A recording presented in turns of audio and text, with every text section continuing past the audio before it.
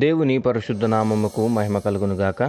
ఈ క్రీస్తు పరిచర్య అనేటువంటి యూట్యూబ్ మాధ్యమము నుండి వెలువడుతున్న అనుదిన దేవుని వాగ్దానాన్ని వింటున్నటువంటి క్రీస్తు పరిచర్య అనుచరులకును విశ్వాసులకును యావత్ ప్రపంచానికి ఈ దినపు నా శుభాభివందనాలు తెలియజేస్తుంటున్నాను. ప్రియ దేవుని బిడ్డలారా, మీరందరూ కూడా సురక్షితముగాను ఆరోగ్యముగాను సౌఖ్యముగాను ఉన్నారని నేను నమ్ముతున్నాను.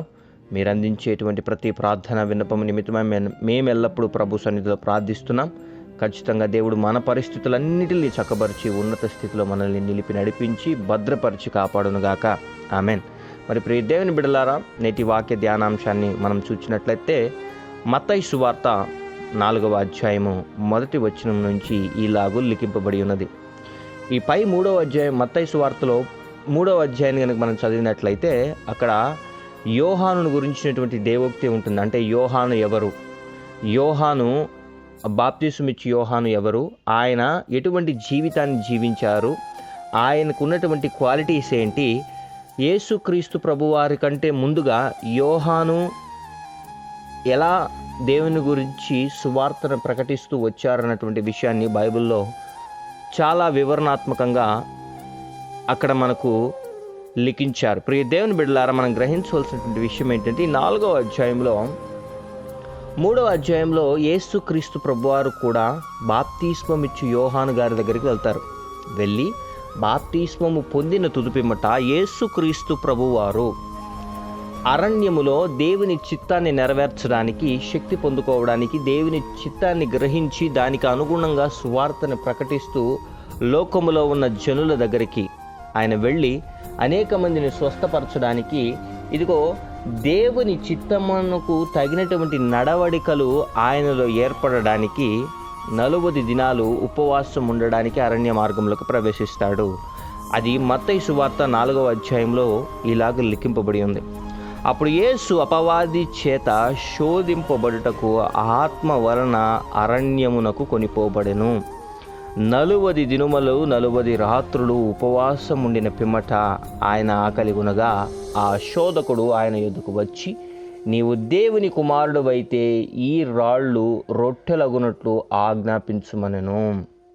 అందుకు ఆయన, మనుషుడు రొట్టె వలన మాత్రము కాదు గాని దేవుని నోట నుండి వచ్చు ప్రతి మాట వలనను జీవించునని వ్రాయబడి ఉన్నదనెను. చూడండి ప్రియ దేవుని బిడ్డలారా, యేసుక్రీస్తు ప్రభువారు అపవాది చేత శోధింపబడడానికి, అంటే ఇక్కడ మనం గుర్తుపెట్టుకోవాల్సిన విషయం ఏంటి అని అంటే, మనం ఫాస్టింగ్లో ఉన్నప్పుడు, ఉపవాస దినాల్ని నిర్ణయించుకున్నప్పుడు దేవుని చూపు కనుదృష్టి మన మీద ఉంటుంది. మన పాప క్షమాపణ నిమిత్తమై మనం పశ్చాత్తాపపడుతూ, లేదా మనకున్నటువంటి పరిస్థితుల నిమిత్తమై పశ్చాత్తాపపడుతూ ఇదిగో ఉపవాస దినాన్ని చాటించుకొని, లేదా ప్రభువుతో మన సహవాసాన్ని తిరిగి ఏర్పాటు చేసుకోవడానికి పాడైపోయినటువంటి ఆ స్థితులు ఏవైతే ఉన్నాయో, ఇంతకు పూర్వం మనం ప్రభువుతో కలిసి ఉన్నటువంటి అనుబంధాలు తెగిపోయినటువంటి రీతిని బట్టి మనలో లోకం ప్రవేశించడం వల్ల, మనలో ఏదో మన పొరపాట్ల వల్ల మనం ప్రభువుకి దూరం అయిపోయినప్పుడు తిరిగి మనం కలుసుకోవడానికి, ప్రభు మన మీద పశ్చాత్తాపపడి మనల్ని కనికరించడానికి ఉపవాస దినాలు చాటించుకుంటూ వచ్చేవారు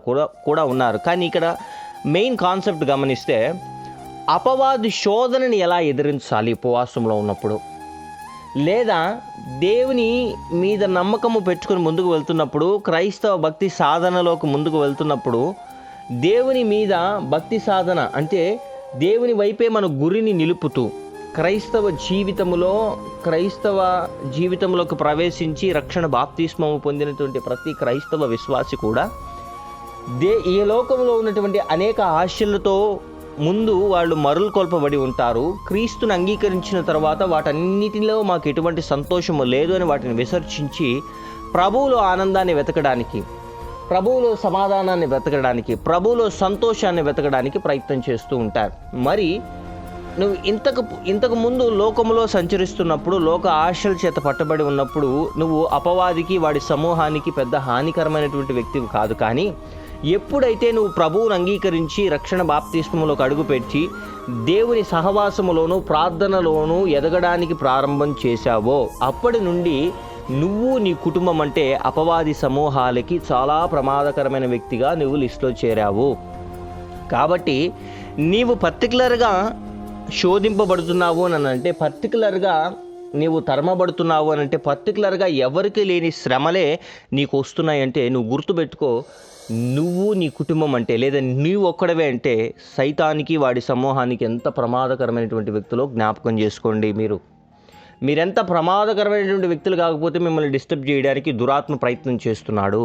ప్రియ దేవుని బిడ్డలారా, గమనించవలసినటువంటి విషయం, యేసుక్రీస్తు ప్రభువారు దురాత్మలకి వాటి సమూహాలకి అపవాదికి సమూహం అంతటికీ ప్రమాదకరమైనటువంటి వ్యక్తిని వాడు గ్రహించాడు.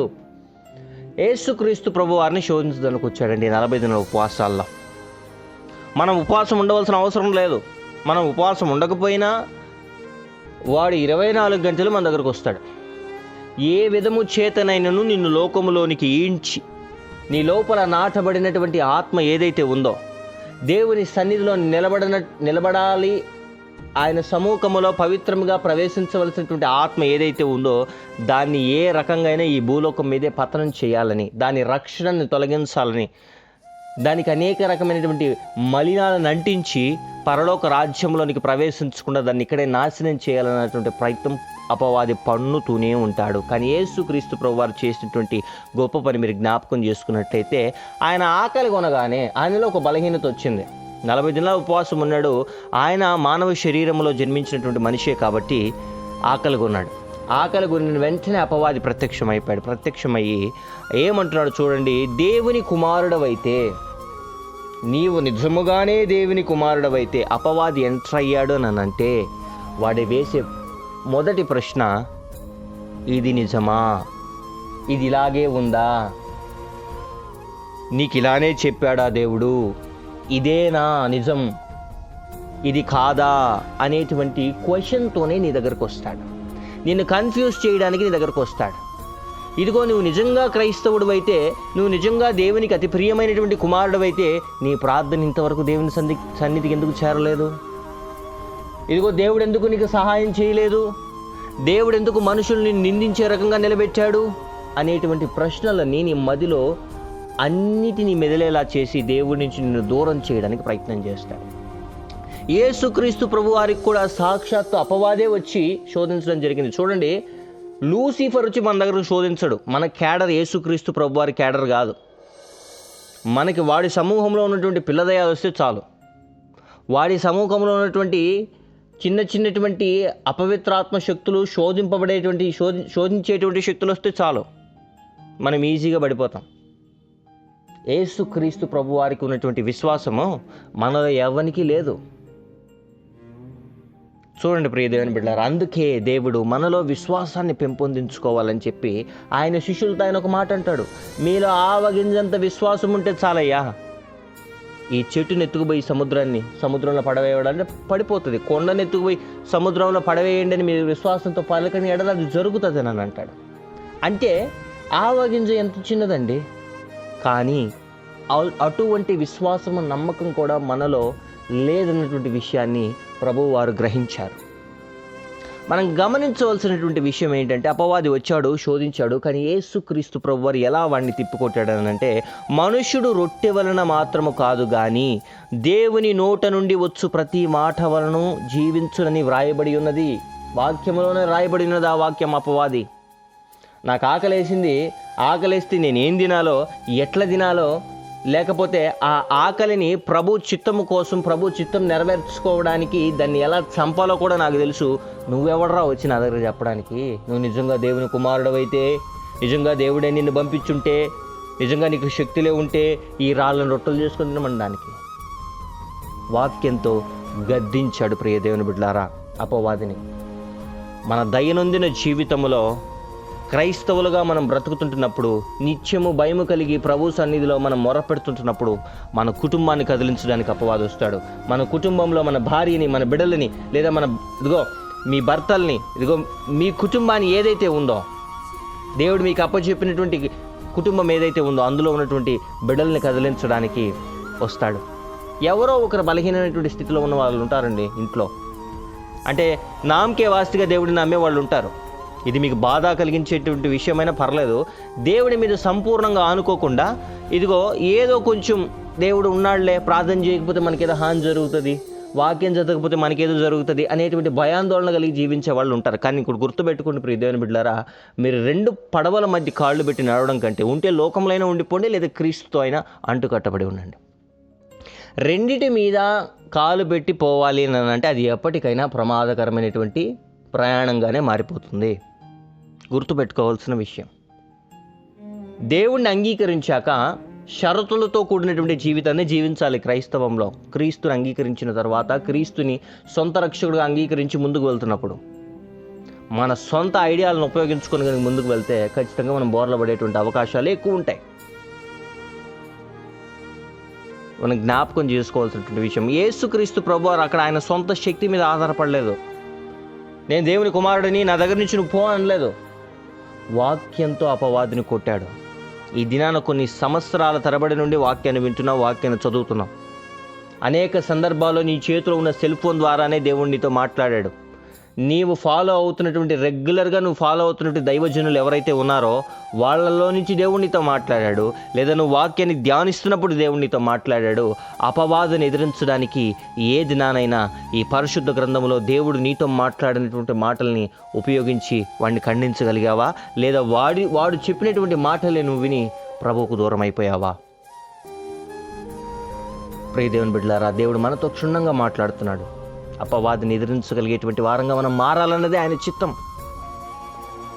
ఇదిగో పాములను, తేళ్లను, ఇదిగో తొక్కుటకు శత్రు బలమంతటి మీద మీకు అధికారం అనుగ్రహించి ఉన్నాను, ఏది మీకు ఎంత మాత్రం హాని చేయదని తన శిష్యులని లోకములో సువార్త ప్రకటించడానికి పంపించేటప్పుడు దేవుడు చెప్పాడు ఆ మాట. ఆ వాగ్దానం వారి జీవితంలో నెరవేరింది అని అంటే దేవుడు వాళ్ళకి అధికారం అనుగ్రహించాడు. ఆ శిష్యులు ఎవరైతే ప్రాంతాలకు తిరిగి, పల్లెలు తిరిగి, పట్టణాలు తిరిగి అనేక శోధనలు ఎదుర్కొని, ఇబ్బందులు ఎదుర్కొని, దెబ్బలు తిని మరణించి ఈ సువార్తలని, ఈ పరిశుద్ధ గ్రంథాన్ని మన చేతికి అప్పచెప్పి ఆయా పట్టణాల్లో సువార్తలు ప్రకటించారో, వాళ్ళు ఏ దేవుణ్ణి అయితే చూచారో, ఏ దేవుని ప్రేమనైతే రుచి చూచారో, ఏ దేవుణ్ణి అయితే దగ్గరగా ఉండి చూచారో, ఆ దేవుని సువార్తను ప్రకటిస్తూ వచ్చినప్పుడు ఈ సువార్తలో ఉన్న ప్రతి వాక్యము సత్యమేమని మనకు గుర్తిరుగునట్లుగా ఈ పరిశుద్ధ గ్రంథము మన చేతికి అప్పచెప్పబడింది. చూడండి ప్రియ దేవుని బిడ్డలారా, దేవుడు నిన్ను నన్ను ఆశీర్వదించాలని, నిన్ను నన్ను దీవించాలని ఆయన మరణించాడు. కానీ మనం గుర్తుపెట్టుకోవాల్సిన విషయం ఏంటంటే, ఇక్కడ మనకు కలిగినటువంటి ఆ రక్షణ, స్వాతంత్ర్యం ఏదైతే ఉందో, దేవుడు మనకు అనుగ్రహించినటువంటి ఆ స్వాతంత్ర్యము, రక్షణ, దానిని పాడు చేయడానికి కూడా ఒకడు కంకణం కట్టుకుని ఉన్నాడు. వాడిని ఎదిరించగలిగేటువంటి వాడిగా నువ్వు మారాలి. దేవుణ్ణి పోలి, దేవుని రక్తంలో కడగబడినటువంటి మనము, లేదా దేవుని రూపంలో చెక్కబడినటువంటి మనము, దేవుని గుణాలు లేకుండా అపవాది గుణాలని మనలో ఇముడ్చుకొని ఈ లోకంలో బ్రతకడం ఎంత మాత్రము కరెక్ట్ కాదు.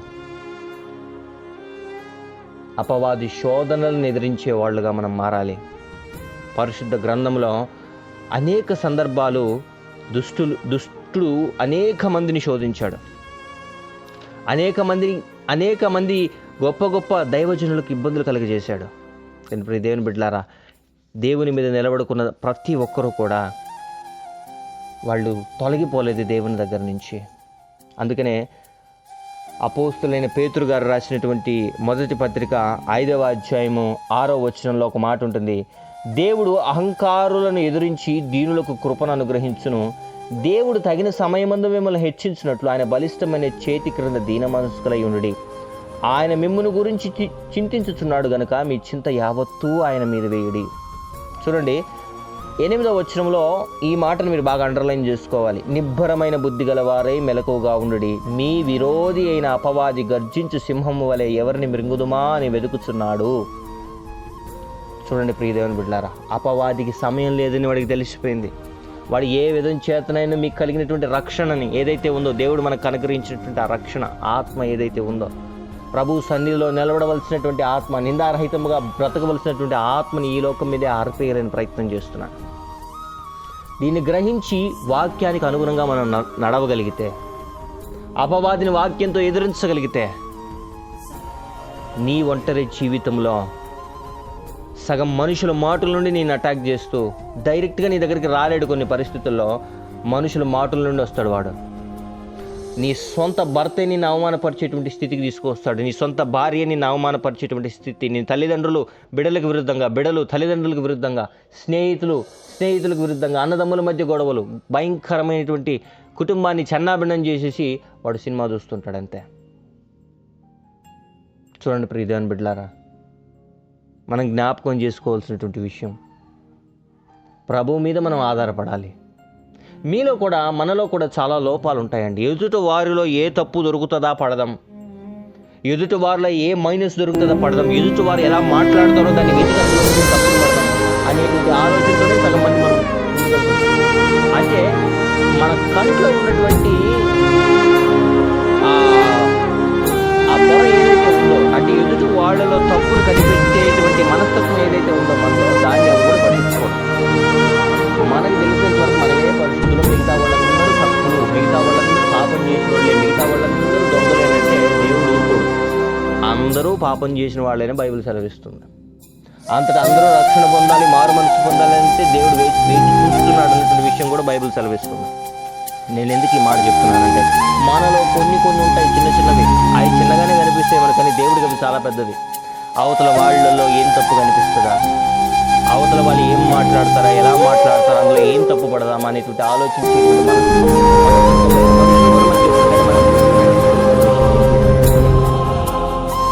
దేవుని మీద ఆధారపడినటువంటి దేవుని నమ్మి దేవుని విశ్వాసంలోకి అడుగుతుంది. దేవుని మీద ఉండాలి. దేవుడు నీతో ఏం మాట్లాడుతున్నాడో గ్రహించి మనసాక్షి నాటబడి ఉండాలి. అవి మనుషులు ఏమైనా అనుకోని రేపు మనుషులు సాక్ష్యం చెప్పు. దేవుని ఏ దేవుడి మీద నువ్వు నమ్మకం పెట్టుకున్నావో ఆ దేవుడు నేను ఒప్పుకుంటాడు. నిన్ను గొప్ప ఆయన స్వీకరిస్తాడు. ఆ ప్రదేశాల్లో, ఆ ప్రాంతాల్లో, పర్వతంలో అపవాది కుతంత్రాన్ని ఎదిరించే వ్యక్తిగా నీవు మారడానికి దేవుడు ఇష్టపడతాడు. వాక్యాన్ని చదివావు, వాక్యం ఎలా ఉంటుందని తెలుసు. ఒకవేళ నువ్వు వాక్యం చదవలేని స్థితిలో ఉంటే, చదువు నీకు రాదు, వాక్యం చదవలేని స్థితిలో